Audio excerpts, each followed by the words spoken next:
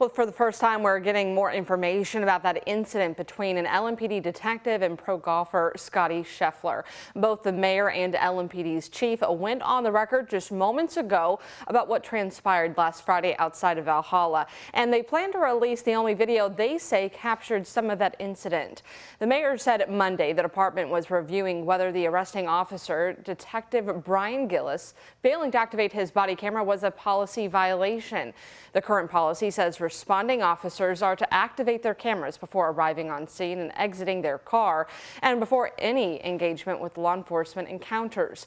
Scheffler was charged with assault of a police officer, which is a felony, after he drove around a police barricade for a separate incident that morning where a man working security died after being struck by a shuttle bus. Scheffler's also charged with criminal mischief, reckless driving, and disregarding signals from officers directing traffic, the chief addressing the actions of Detective Gillis. We understand the seriousness of the failure to capture this interaction, which is why our officer has received corrective action for this policy violation. This corrective action has been notated on a performance observation form, which is in line with our disciplinary protocol and practices. LMPD said they will release the full video of that incident today, but we are still waiting to see that. Our Isaiah Kim Martinez and Ian Hardwitt are both there at the news conference happening right now. They'll have more on what the chief and the mayor had to say, plus a look at the newest video coming up tonight at 4, 5, and 6. Well, Metro Police say they are seeing improvements in the city's violent crime rates, but more resources are needed. The police chief outlined those needs during a Metro Council budget hearing just last night. May is on track, however, to be the most violent month this year, with 42 shootings in just 22 days. Tuesday alone saw 4. Our Taylor Woods and photojournalist Eddie Hill share the concerns from neighbors and how LMPD is trying to combat the violence. It was a violent night across the city Tuesday night. I just think it's terrible that these kids are going. It ain't nothing but babies killing babies, because that's all they are, really. Patricia Lesko lives a few blocks from where a juvenile was shot and killed on Garland Avenue in the Chickasaw neighborhood. Just minutes before, a man was shot in Okolona and later died at the hospital. An hour later, Louisville Metro Police responded to a shooting in Portland that left a man in grave condition. We need to get these kids off the streets and try to get them into something and show them, you know, these guns ain't where it's at. Combating the city's violence was part of the discussion at a Wednesday Metro Council meeting focused on LMPD's $242 million budget. LMPD Chief Jacqueline Gwen Villaruel says the department's $900,000 ShotSpotter technology is helping officers track crime in a 12-square-mile radius. But she's looking to see if it can be expanded. To look at our 6 square miles, had a conversation with ShotSpotter as it relates to that, and see, and also too, but explore other technology that is out there as well. Amid a tighter budget this year, the chief says the department needs more resources. The helicopter is such a great source for all of the units within LMPD. The chief and neighbors both focused on ways to reduce the violence and prevent lives from being taken away so soon. Some ain't even set in good, so just think what's going to happen when something do set in. In Louisville, Taylor Woods, WHAS 11 on your side. The Louisville Metro Council will vote on the 2024 and 25 fiscal year budgets on Thursday, June 20th. We should also mention Metro Police are still investigating most of those shootings you heard from. If you have any information, you're encouraged to call that anonymous tip line at 574-LMPD, or you can use the department's online portal.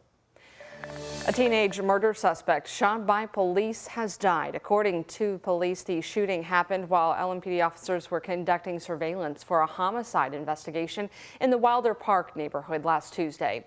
When they approached the 17-year-old homicide suspect, police said he showed a gun and ran off. He was wrestled to the ground, at which point police said he fired a gun. And that's when LMPD officer Benjamin Derby returned fire. Police said the 17-year-old died yesterday at the hospital.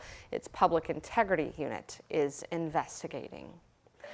Today, the ACLU of Kentucky spoke about the most recent death of an inmate at Metro Corrections. Police said it happened early Sunday morning when corrections officers found 34-year-old Richard Graham unresponsive from a possible overdose.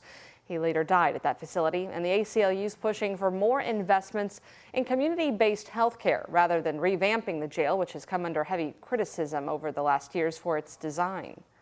have to invest our time, our energy, and our resources into comprehensive policies and procedures to keep contraband out of the facility. We also heard from Graham's family at this meeting today. His death marks the 16th from an overdose at LMDC since December of 2021. In a statement earlier this week, its director Jerry Collins said loss of life is tragic and something that we never want to see happen. The staff at Metro Corrections are going to keep working every day to combat contraband entering our facility, as well as find new innovative ways to assist our population with substance use disorder. There will be a vigil in Graham's honor tonight at Jefferson Square Park, weather permitting. A federal judge denied a second mental health evaluation for Quintez Brown. He's accused of shooting at Craig Greenberg while he was running for mayor in February of 2022. The defense's expert witness recently said Brown had diminished health and mental health capacity the day of that incident. The government has already done its own mental health evaluation, and the judge said there was no reason to approve another. The case will have another pretrial hearing on July 31st. A New Albany police officer is charged with a felony for stalking an ex-girlfriend. The probable cause affidavit was made public just today, and it says Chad Armenta was secretly tracking her location and tapped on her window one night. ISP said there were at least 3 incidents where Armenta went to his ex's house without her permission. He also allegedly told a 911 dispatcher to disregard one of her 911 calls. Armenta is a sergeant with the New Albany Police and an 18-year veteran with the department. The police chief says he is on paid administrative leave pending an internal investigation and outcome of this criminal case. A months-long investigation ends in a marijuana drug bust operation in Scott County, Indiana. Sheriff Jerry Gooden said it centered around businesses selling THC vape cartridges to underage customers. Today, 2 people are now facing charges. The warrants executed on Monday were for the Country Boy Food Mart, Scott's Food Mart, and a residence. Scott County Sheriff said officers seized some $30,000 from those locations, as well as marijuana and other illegal products for sale. My agency had been making undercover purchases at the locations, so there's no secret of how we got in there and how we got the search warrants and those things happened. The 2 men right there on your screen arrested following the bust are facing multiple charges, including possessing and deadly marijuana and money laundering. JCPS is in the midst of a major transportation overhaul. The district says it's currently 30% finished with its new bus routes for next year. And this week, JCPS officially responded to that audit of its first day of school fiasco.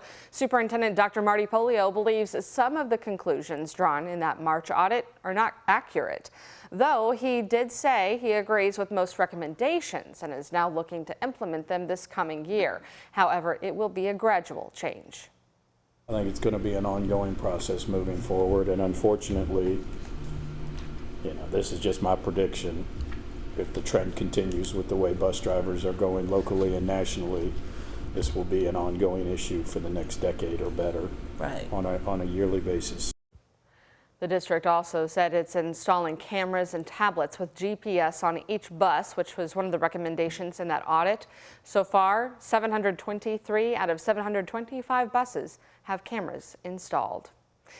A group of students